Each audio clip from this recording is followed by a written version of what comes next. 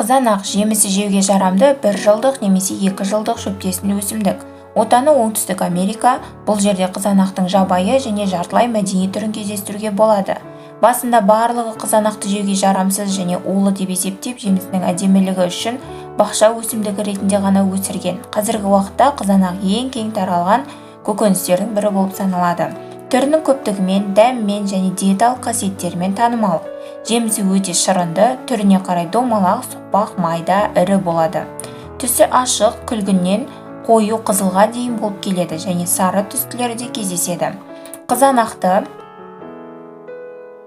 жеміске де, көкөніске де жатқыза береді. Өйткені 1893 жылы ақш жоғарғы соты қызанақты көкөніс деп қабылдаса, 2001 жылы еуропалықтар оны жеміс деп шешті. Біздің елде қызанақ көкөніс деп саналады.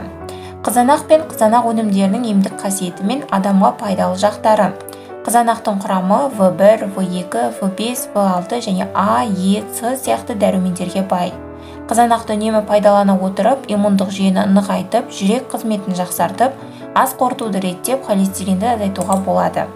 Псориаз, экзема сияқты түрлі тері аурулары кезінде күніне қызанақтың кем дегенде біреуін жеу керек. Содан кейін теріде оң өзгеріс болады. Қышқылдылығы төмен гастрит және асқазан жарасы кезінде күнде жаңа піскен қызанақ шырынын тұз қоспай ішуге болады. Оны күніне 3 рет жарты стаканнан тамақтан кейін қолдану қажет. Емдеу курсы 2 аптаға созылады. Жаңа піскен қызанақ рационыңызға енгізілген болса, күйзеліс және нашар көңіл күйді оңай еңсеруге болады. Қызанақтың құрамында серотонин, яғни бақыт гормоны бар. Осы гормон жеткілікті мөлшерде бөлінбеген жағдайда адам күйзеліске тез түседі. Сондықтан қызанақ жүкті әйелдер үшін өте пайдалы. Қызанақ катарактаның алдын алады.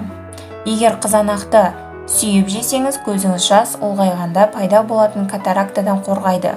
Өйткені қызанақтың құрамында В2, рибофлавин дәрумендері бар. Қызанақтың құрамында бета-каротиннің көп болуына байланысты қызанақты тағамдары жиі қолданатындар көздерінің өткірлігімен мақтана алады. Қызанақ шырыны құрамында крахмал және концентрантты қант болмаса ең пайдалы әрі құнарлы. Қоспасы жоқ сусын құрамында магний, кальций, натрий, минералды заттар, А, В, С, К, ПП дәрумендері және шырын, алма, лимон қымызды қышқылы бар. Жазда бұл сусын шөл қандырса, қыс мезгілінде бойдағы температураны бір қалыпта ұстауға ықпал етеді. Шырын жүрек қан тамырлары мен бойдағы қан айналым жұмысын жақсартады. Ағзадағы зиянды қалдықтарды сыртқа шығарады. Тері қабатын жұмсартып, шаш, тырнақ өсіміне тікелей ықпал етеді. Қызанақ пен оның шырынының құрамында ликопин бар. Ол ағзаны зиянды ісік ауруларының талшықтарынан қорғайды. Сондай-ақ қызанақ шырыны семіздікке жол бермейді. Қызанақ шырыны анемия, көз аурулары, жүйке ауруларының алдын алады. Алайда қайнатылған немесе консервантты қызанақ шырының пайдасына қарағанда зияны көбірек. Оны көп мөлшерде пайдалану өт және бауыр жолдарында тастардың жиналуына жол береді. Сондықтан да жарамдылық мерзімі 3 айдан асатын шыны ыдыстағы қызанақ шырынына көп әуестене бермеңіз. Қолдануға болмайды. Асқазан ауруларына шалдыққан жандарға қызанақ шырынын көп мөлшерде қолдануға болмайды. Әсіресе асқазан жарасы, гастрит, панкреатит ауруларымен ауыратын жандар үшін қызанақ шырыны қауіпті болуы мүмкін.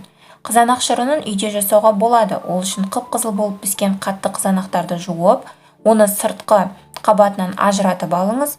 2-ге бөліп шырын сыққыштан өткізіңіз. Дайын шырынға 1 шай қасық тұз қосып, оны 10-15 минуттан кейін пайдалануға болады. Сондай-ақ қызанақпен бірге шырын сыққышқа алма, лимон, асқабақ, сәбіз қосуға болады. Араласқан шырын да пайдалы келеді.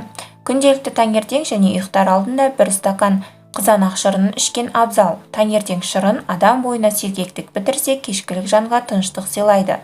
Қызанақ шырынын ас алдында да ішуге болады. Алайда, оны құрамында көп мөлшерде ақуыз кездесетін тағамдармен алмастырмаған жөн.